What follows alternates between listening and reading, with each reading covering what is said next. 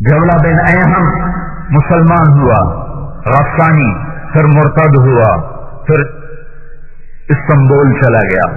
حضرت عمر کا دور تھا، حضرت عمر نے ایک وفد بھیجا، قیصر نے کہا تمہارا ایک عرب سردار ادھر رہتا ہے، یہ وفد اس سے ملا، اس وفد سے بات ہوئی، وفد کے لوگوں نے کہا تو کلمہ کیوں نہیں پڑھ لیتا؟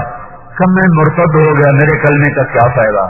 کہ نہیں، نبوت کے دعوے کرنے والوں نے توبہ کی تو اللہ نے ان کی توبہ کو قبول کیا، آج وہ پکے مسلمان ہیں، تو بھی مسلمان ہو جا۔ تو وہ کہنے لگا میری دو شرطیں ہیں، میں ہو جاؤں گا۔ کیا؟ کہ ایک عمر اپنی بیٹی میرے نکاح میں دے اور خلافت میرے نام لکھ کر دے تو میں مسلمان ہوتا ہوں۔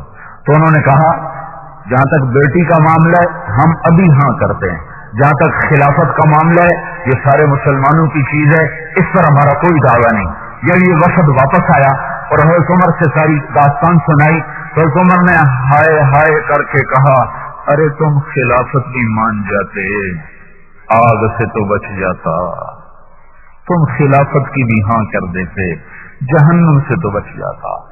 ایک آدمی کو جہنم سے بچانے کے لیے وقت کا فاروق پوری حکومت دینے کو تیار ہے۔ پھر آپ نے ایک دفعہ دوبارہ وفد بھیجا تو اسے فرمایا کہ جبلہ سے کہنا کہ عمر کہہ رہا ہے آ جاؤ، لڑکی بھی دے دوں گا، خلافت بھی دے دوں گا۔ جب یہ وفد استنبول کے دروازے میں داخل ہوا ہے تو آگے سے ایک جنازہ آ رہا تھا۔ انہوں نے پوچھا یہ کس کا جنازہ ہے؟ لوگوں نے کہا ایک عرب سردار تھا، یہ اس کا جنازہ ہے۔ جبلہ بن ایہم، بدبختی غالب آ گئی، لیکن مزاج دیکھو مزاج کہ عمر فاروق 22 لاکھ مربع میل کی حکومت دینے کے لیے تیار ہے، ایک آدمی جہنم سے بچ جائے۔